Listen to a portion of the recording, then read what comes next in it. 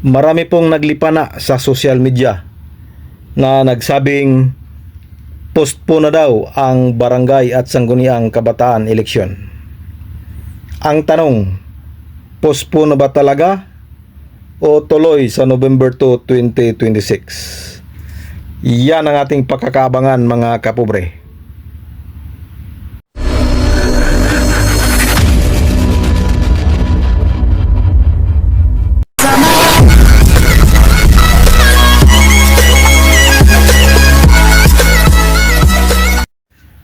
Hello, good morning mga kapobre. Isang mapagpalang araw ng Lunes sa ating lahat, sa 17 na sa buwan ng Agosto. Welcome back sa ating munting channel, Cap John Official. Panibagong araw, panibagong biyaya, panibagong pag-asa, panibagong lakas, and of course, panibagong vlog mga kapobre. For today's vlog, update sa barangay at sangguniang kabataan eleksyon. So ang pag-uusapan natin ngayon mga kapobre ay kung postpone na ba talaga or tuloy ang November 2 barangay at sangguniang kabataan eleksyon. Mga kapobre, nung mga nagdaang mga buwan ay ugong-ugong at usap-usapan na po na i-postpone ang barangay at sangguniang kabataan eleksyon. At lalo pong uminit ang usapin nang may mga kongresista ang nag-file na ng panukalang batas para i-postpone ang BSKA. At mas lalong umigting ang usapin sa postponement nung binasa na po sa sesyon sa Kongreso at pumasa sa unang pagbasa o first reading at inirefer naman ito kaagad sa Committee on Suffrage and Electoral Reforms. Pagkatapos noon mga kapobre ay lalo pong umigting at lalong uminit. Mayroon nga tayong napanood sa social media na aprobado na daw sa Kongreso ang postponement sa barangay at sangguniang kabataan eleksyon. Madami na pong mga content sa social media na nagsasabing postpone na ang barangay at sangguniang kabataan eleksyon dahil inaprubahan na ng Kongreso.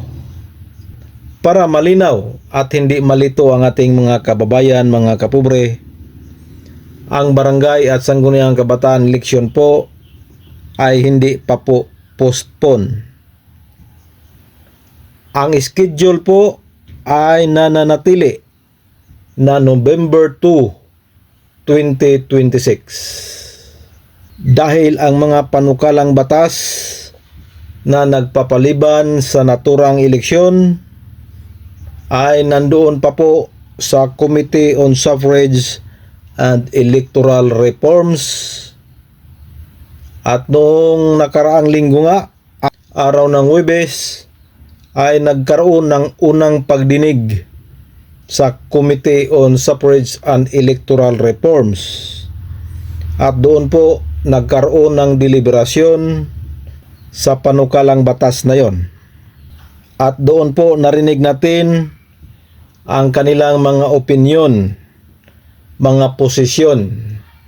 At nag-imbita po ang komite ng 8 na mga ahensya at mga grupo na nagbabantay sa panahon ng halalan. At sa 8 po, ikinagagalak po namin ipaalam sa inyo mga kapobre na isa lang po ang pabor na i-postpone ang barangay at sangguniang kabataan eleksyon. At walang iba po kundi ang Liga ng mga Barangay ng Pilipinas ang siyang gusto na i-postpone ang barangay at sangguniang kabataan eleksyon. Napaka self-serving po naman yan. Mabuti pa sinabi noong kapitan na yon na tatalima kami kung anuman ang magiging desisyon ng Kongreso at Senado. Di yung sinabi kaagad niya na gusto nila ng postponement. Pero nakakalungkot po mga kapobre dahil 7 po sa 8 ang tumututol. Kabilang na mismo ang DILG. And of course, ang COMELEC nagpahayag na po sila ng kahandaan para sa November 2, 2026 BSKA. Maliban sa mga ahensya at grupo na inimbita na tumututol sa pagpapaliban, mismo po ilang membro ng Committee on Suffrage and Electoral Reforms na pinamumunuan ni Congressman Adyong ay nagpahayag po ng kanilang opinion, nagpahayag ng kanilang mariing pagtutol sa mga panukalang batas sa postponement. At doon po mismo nasaksihan natin, narinig natin ang posisyon ni Congressman Tinio, ni Congressman Sara Ilago, at saka yung isang congressman na babae, si Congressman Montes, na sila po ay hayagan pong nagsasabi na ayaw nilang ipospon ang barangay at sangguniang kabataan eleksyon. Sa kabilang banda naman po, mayroon din tayong nakikita na mga congressman, dalawa yata yun, yung Congressman Hernandez at saka yung Congressman Kate Flores, na talagang pinagdiinan nila na nasa kanila ang power para mag-postpone. Pero sinuplak po sila ni Chairman George Garcia. Sabi ni Chairman George Garcia, bagaman nasa kapangyarihan ng Kongreso ang pag-fix ng termino or pagpo-postpone, dapat ito ay dumaan sa strict guidelines ng Korte Suprema. So yan po. Doon pa lang sa unang hearing sa Committee on Suffrage and Electoral Reforms, parang nakita na natin na wala na pong pag-asa itong postponement na inihain sa Kongreso. At yan po ay harap-harapang sinabi ni Congressman Tinio na dead end na daw ang mga panukalang batas na yon. At kinumbinsi pa niya yung mga congressman at mga authors ng mga panukalang batas na yon na wag na nating ituloy ito. Yan po ang hayagang sinabi ni Congressman Tinio dahil talaga po itong hindi makalusot sa Korte Suprema dahil halos lahat nang nandoon na tutol ay sinasite nila ang desisyon ng korte, ang Makalintal Doctrine. Kung gusto niyong malaman ang Makalintal Doctrine, pwede niyo yang i-search sa Google. Doon lalabas yun. So sa katanungan mga kapobre na tuloy ba o postpone ang barangay at sangguniang kabataan eleksyon? As of now po mga kapobre, hanggang ngayon po, nananatili na ang barangay at sangguniang kabataan eleksyon ay sa November 2, 2026. Dahil bali-baliktarin man natin ang panahon, wala pa pong panibagong batas na nagpupospon sa barangay at sangguniang kabataan eleksyon. Nananatiling ang Republic Act 12232 ang siyang umiiral na batas ngayon mga kapobre. So malinaw mga kapobre na dito sa Kongreso ay mukhang hindi na po uusad itong mga panukalang batas na postponement sa barangay at sangguniang kabataan eleksyon. Pero dito sa Senado, dito ang matinding usapan. Dito ang matinding labanan. Dahil mismo si COMELEC Chairman George Garcia ay nagsabi na yung i-final ni Senador Chis Escudero ay term setting.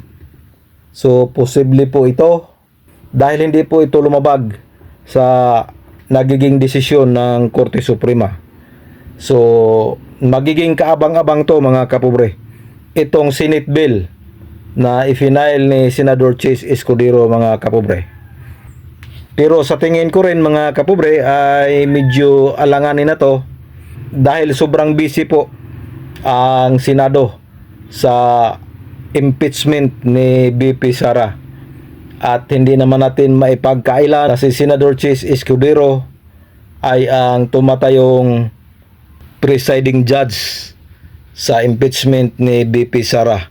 So kailangan niyang tumutok dyan sa paglilitis na yan. Kaya sana wag na lang galawin ni Senador Chis Escudero itong kanyang ipinail na Senate bill. Pero kung tatalakayin man yan ay sinasabi ko na alanganin na dahil pitsa 17 na ng Agosto ngayon. Ang paliwanag ni COMELEC Chairman George Erwin Garcia ay dapat sa mga second week of September ay mayroon na silang makuhang desisyon. Pero hindi yan basta-basta mga kapobre. Dito nga sa Kongreso ay nasa unang hearing pa lang sa Committee on Suffrage and Electoral Reforms. At pagdating sa Senado yan, ganun din ang gagawin. Kailangan mo na yang ipasa sa unang pagbasa. At tsaka i-refer na naman yan sa Committee on Electoral Reforms sa Senado, kung saan si Senador J.B. Ejercito ang chairman. So magkakaroon na naman yan ng committee hearing. Pagdidebatihan na naman yan. Dahil katulad sa Kongreso, mayroon ding mga senador na tutol na ipagpaliban ang barangay at sangguniang kabataan eleksyon. Isa na yan si Senador Win Gatchalian. So kaabang-abang to mga kapobre. Kaya wag nating bibitawan to. At pasensya na sa ating mga content dahil ito lang muna ang ating pag-uusapan barangay at sangguniang kabataan eleksyon. Sa mga nagsasabi dyan, nagko-comment na paulit-ulit, pasensya na po. Kung ayaw nyo, wag nyo na lang panoorin. Kaysa magkomento kayo ng hindi maganda, i-remove ko talaga kayo. So this is your Cap John Official. Please subscribe, please support. Bye-bye and God bless us all. See you next video. Babus.